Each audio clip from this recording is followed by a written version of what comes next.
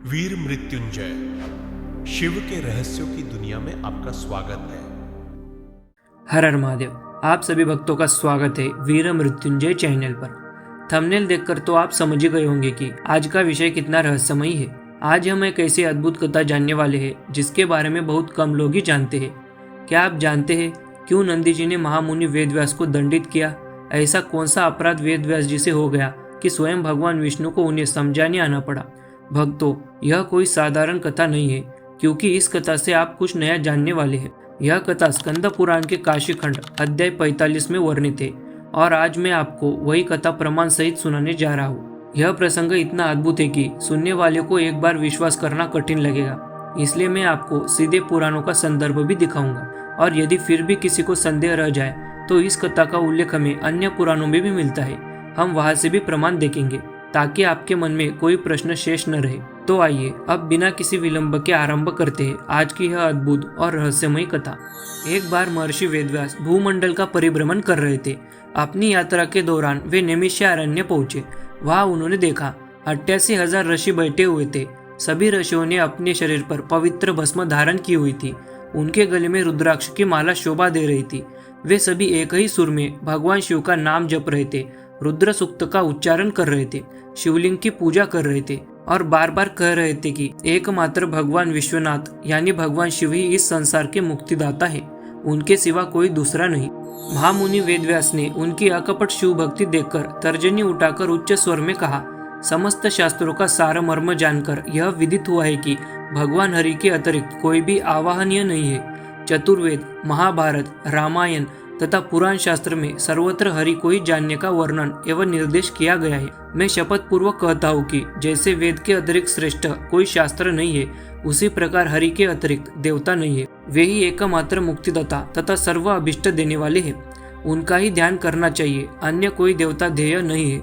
सुख चाहने वाले व्यक्ति सर्वतोभावेन एकमात्र भोग मोक्ष प्रदाता भगवान जनार्दन की सेवा करे। जो मूर्ता के कारण केशव के अतिरिक्त अन्य देवता की सेवा करते हैं, उनको संसार चक्र में पुनः पुनः घूर्णित होना पड़ता है। जब महर्षि वेदव्यास जी कहते हैं कि जो भी हरि के अतिरिक्त किसी अन्य देवता की सेवा करता है उसे कभी मुक्ति प्राप्त नहीं हो सकती, क्योंकि भगवान हरि यानी श्री विष्णु ही सब कुछ है, उनके समान या उनसे ऊपर कोई नहीं। वेदव्यास जी की यह बात सुनकर नैमिषारण्य के सभी ऋषि कंपित हृदय से बोले, हे मुनिवर, यदि आप सच में यही मानते हैं तो जाइए काशी में जाकर भगवान विश्वनाथ के समक्ष यही बातें कहिए। यह सुनकर वेदव्यास जी क्रोधित हो उठे और उसी क्षण काशी की ओर प्रस्थान करने के लिए तैयार हो गए। काशी पहुंचकर उन्होंने पहले पवित्र पंचगंगा घाट पर स्नान किया, फिर वहां स्थित भगवान बिंदु माधव की पूजा अर्चना की। इसके बाद वे ज्ञानवापी के समीप पहुंच गए। तदनंतर शिष्यों के साथ नृत्य संपन्न करके उन्होंने अपना दाहिना हाथ उठाया तथा पुनः उच्च स्वर में बोलने लगे। उनके द्वारा समस्त शास्त्रों का उदाहरण देकर एक ही ज्ञान दिया जा रहा था, एकमात्र जगतपति हरि की सेवा करना ही कर्तव्य है। इस प्रकार से वह स्वरचित तथा ज्ञात श्लोकों का पाठ कर रहे थे। तभी अलक्षित रूप से नंदी ने दृष्टि मात्र से उनकी वाणी तथा हाथ का स्तंभन कर दिया। नैमिषारण्य में जो बातें वेदव्यास जी ने कही थी वही बातें वे काशी आकर भी कहने लगे। तभी स्वयं नंदी जी ने अलक्षित यानी अदृश्य रूप से प्रकट होकर सिर्फ अपनी दृष्टि मात्र से ही व्यास जी की वाणी और हाथों को स्तंभित कर दिया, अर्थात उनके हाथ हवा में ही स्थिर हो गए और उनके मुख से निकली वाणी भी रुक गई। फिर आगे जो हुआ वह आप जानकर चकित रह जाएंगे। तो चलिए जानते हैं कि आगे क्या हुआ। तभी विष्णु ने वहां अदृश्य रूप से आकर कहा, हे व्यास, तुम बहुत बड़े अपराधी हो गए हो। तुम्हारे इस अपराध से मुझे विशेष भय हो रहा है। इस ब्रह्मांड में महादेव विश्वनाथ के अतिरिक्त कुछ भी नहीं है। उन्होंने ही मुझ पर कृपा करके मुझे चक्रधारी तथा रमापति बना दिया है। उनके प्रति भक्ति के ही कारण मैंने परम ऐश्वर्य लाभ किया है। इस समय यदि मेरा स्तव तुम्हारे द्वारा किया गया है, अब उन शिव का स्तव करो। अब कभी भी ऐसा कार्य नहीं करना। इस प्रकार का विष्णु वाक्य सुनकर व्यास ने संकेत से विष्णु से कहा कि नंदी ने मेरा कंठ स्तंभित करके हाथ भी स्तंभित कर दिया है। व्यास का संकेत समझकर विष्णु ने गुप्त भाव से व्यास के कंठ का स्पर्श किया तथा वहां से अंतरित हो गए।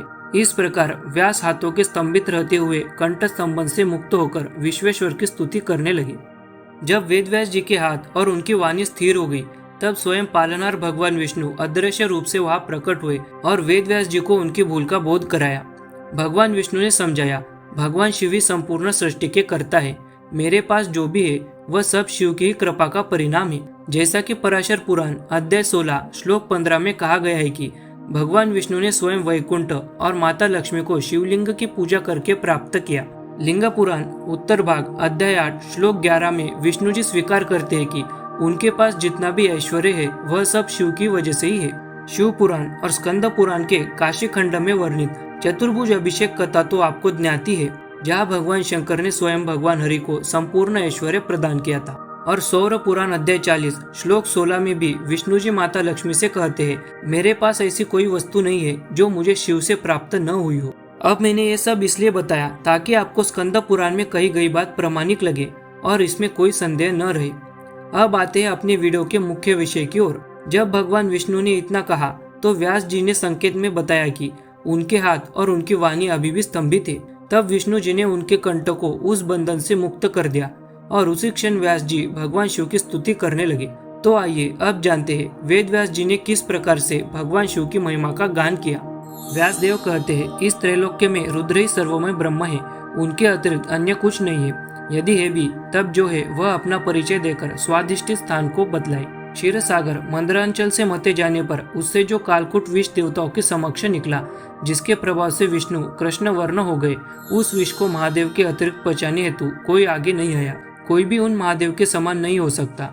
जिसने केवल पुष्पों के बाणों से त्रैलोक्य को जीता था, वह कामदेव सभी देवगण के सामने जिनकी दृष्टि मात्र से भस्मीभूत हो गए, उन महादेव के अतिरिक्त कोई भी स्तव करने योग्य नहीं है। चारों वेद, ब्रह्मा, विष्णु, मन तथा वाणी जिनकी अनंत महिमा को नहीं जानते, मेरे जैसा मूढ़ व्यक्ति उन अनंत महिमा वाले विश्वनाथ को कैसे जान सकता है। मैं शिव के अतिरिक्त किसी अन्य देवता को नहीं जानता, उनके अतिरिक्त अन्य देवता का स्तव नहीं करता तथा यह सत्य सत्य कहता हूँ कि उनके अतिरिक्त किसी को मैं प्रणाम नहीं करता।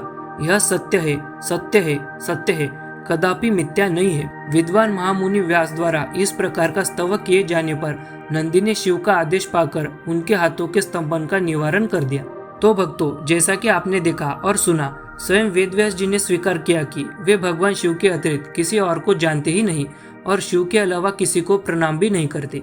अब यदि फिर भी किसी को विश्वास न हो तो शिव महापुराण के रुद्र संहिता सतीखंड अध्याय 23 श्लोक 45 में स्वयं भगवान शिव ने स्पष्ट कहा है कि उनके आदेश से ही नंदी जी ने वेद व्यास को दंडित किया और काशी से बाहर निकाला।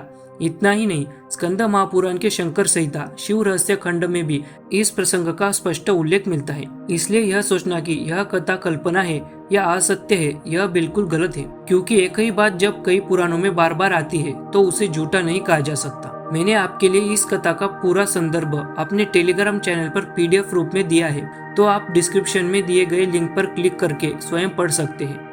आपको मुझ पर विश्वास करने की आवश्यकता नहीं, लेकिन जब आप खुद पढ़ेंगे तब सत्य अपने आप प्रमाणित हो जाएगा। यदि आपको इस वीडियो से कुछ नया जानने को मिला हो तो चैनल को सब्सक्राइब करना न भूलें।